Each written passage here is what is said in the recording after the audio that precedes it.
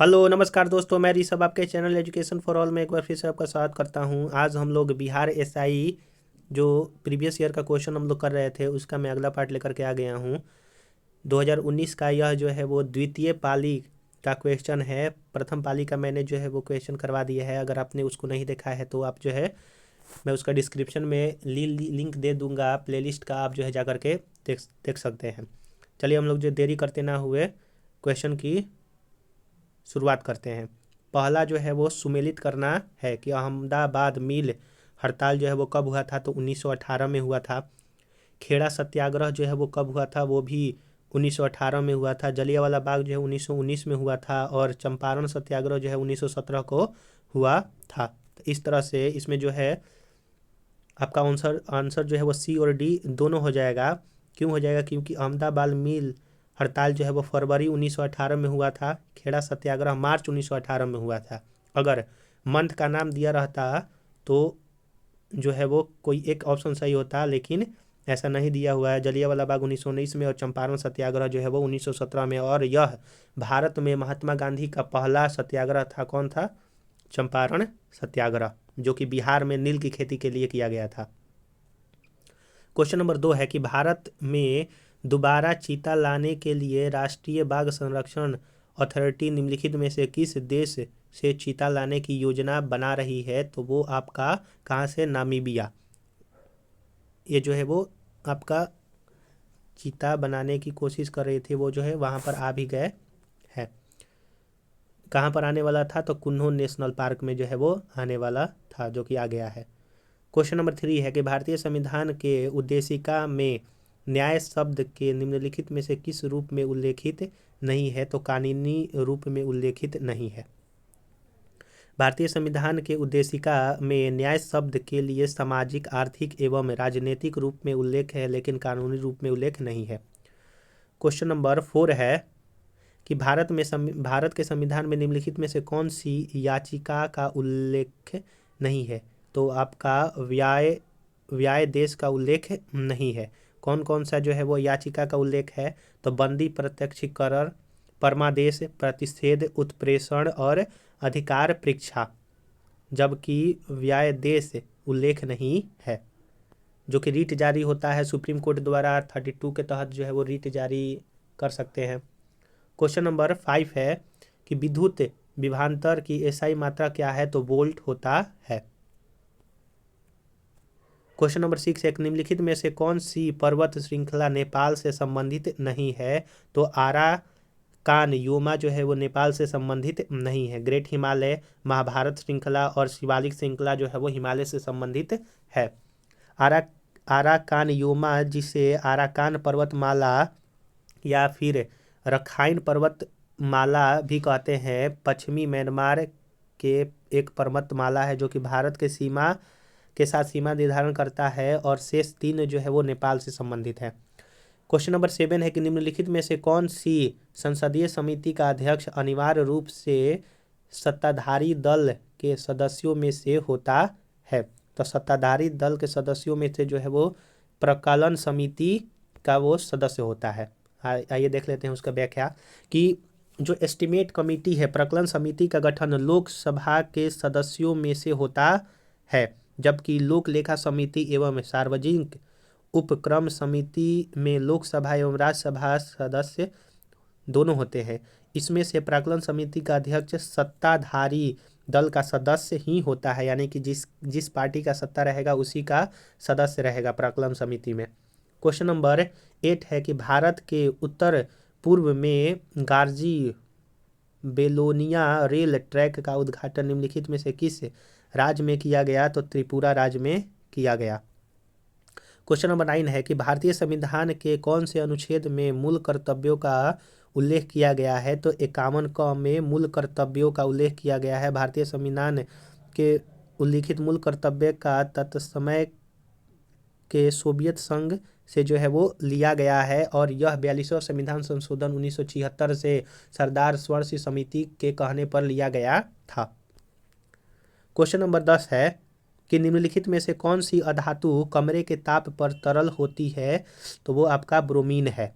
और धातु में बात किया जाए तो वो आपका जो है वो मेटल हो जाएगा। 11 अधातु कमरे के तापमान पर गैसीय अवस्था में होते हैं, जबकि अन्य अधातु ठोस अवस्था में पाई जाती है और एक जो है वो तरल अवस्था में पाई जाती है। इसीलिए जो नॉन मेटल है वो ऐसे धातु हैं जो कि तीनों स्टेट में पाया जाता है, गैस, लिक्विड और सॉलिड।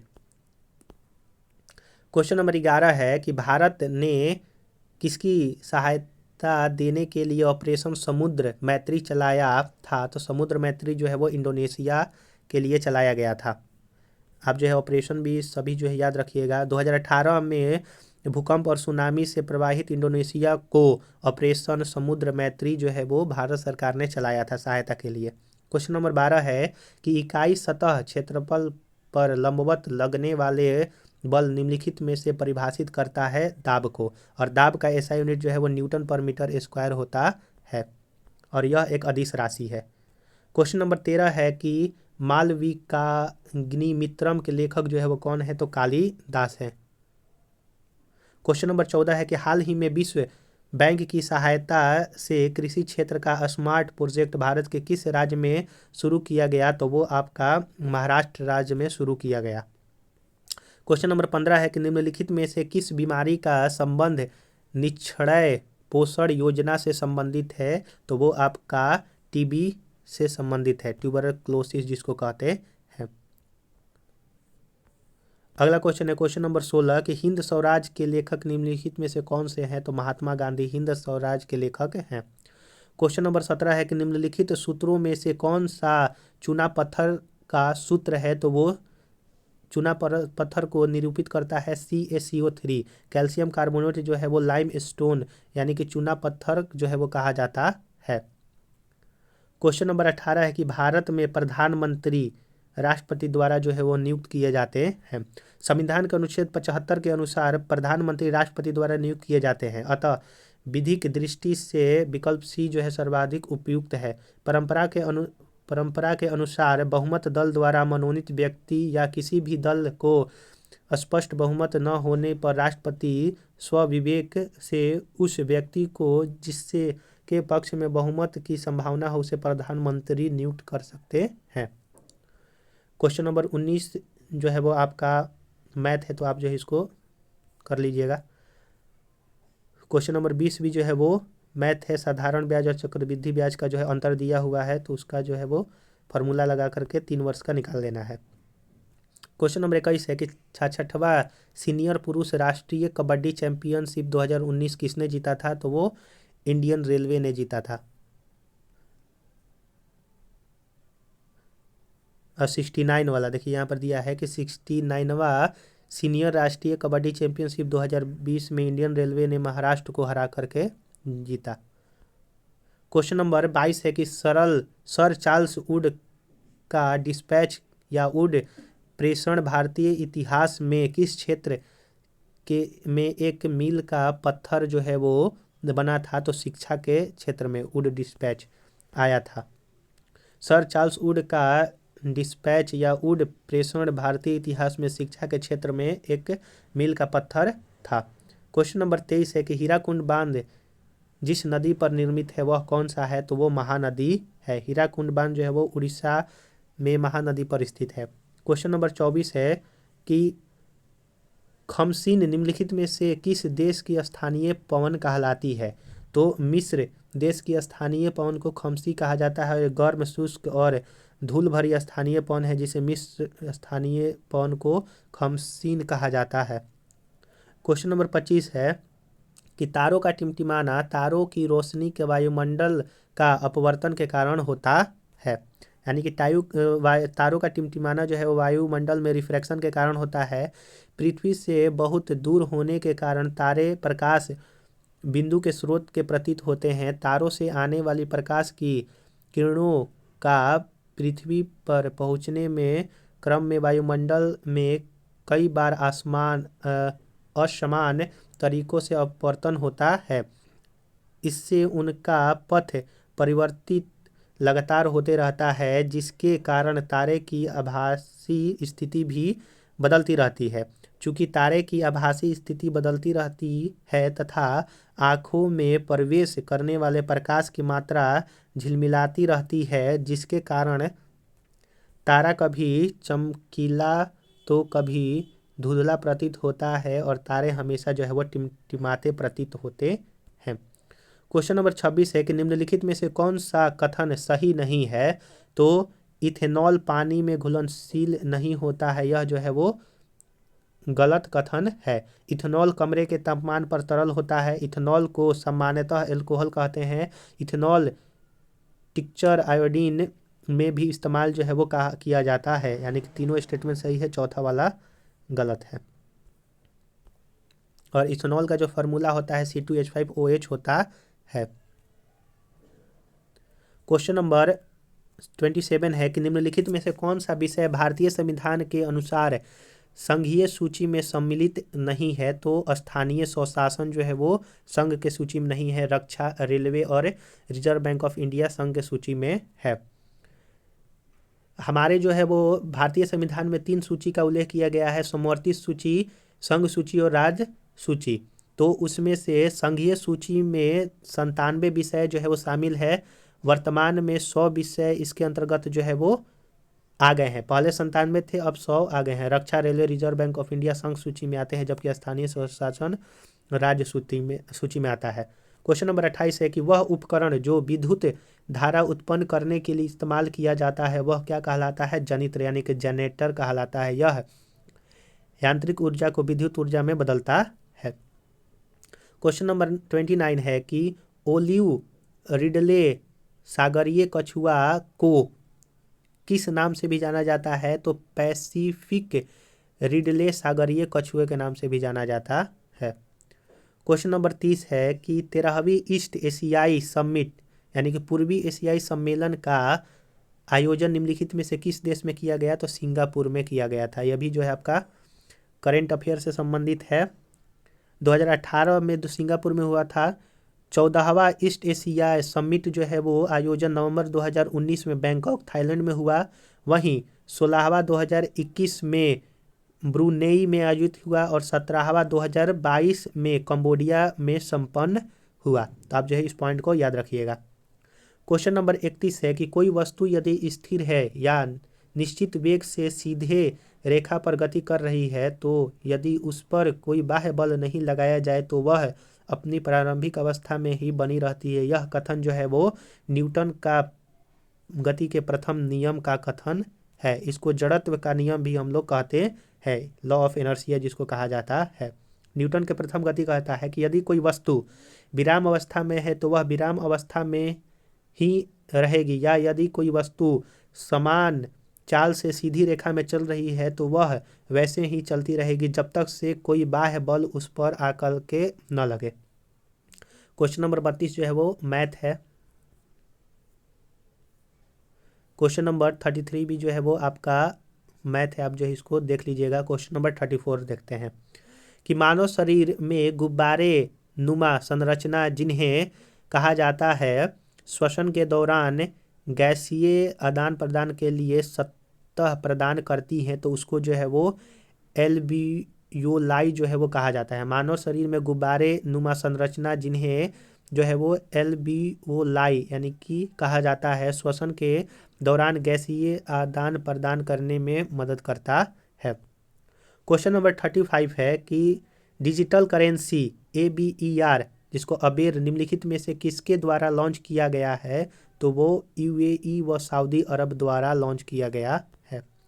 क्वेश्चन नंबर 36 है कि जयप्रकाश पुल JP सेतु निम्नलिखित में से किस नदी पर स्थित है? तो वो आपका गंगा नदी पर स्थित है।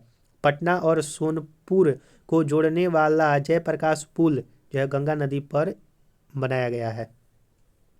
क्वेश्चन नंबर 37 है निम्नलिखित में से कौन सा कथन सही है?